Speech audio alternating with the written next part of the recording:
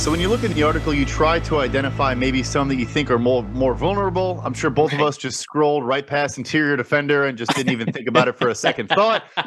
And just beyond that, you'll find the edge rushers. And look, Robert Quinn currently holds the record. I want to say 93.6. Obviously, had a couple seasons back in the day where he was just an absolute menace as a pass rusher. But I'm going with Myles Garrett. And in big part because of the additions of Jim Schwartz, the defensive coordinator. You bring in Zadarius Smith, Obuakarankwo, Dalvin Tomlinson, all these guys around him now. He has back-to-back PFF grades of 92 or better. His pass rush grade has been above 94 seasons in a row. I think what Schwartz and these new players can do is boost that run defense grade up a little bit. For him, early in his career, he had an 80, and since then he hasn't hit a 75. So I think you get that up a little bit, and I think you could see Myles Garrett continue to have monster pass rush production, but also be good against the run, be put in more advantageous and favorable situations, and maybe finally break that record that Robert Quinn's had for about a decade now.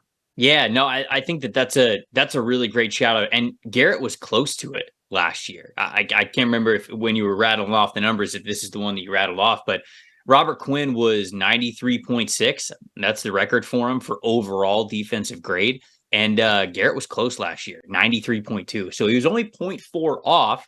And there's reason to believe, like you said, I love that shout out for Jim Schwartz that the defense is going to be a little bit different.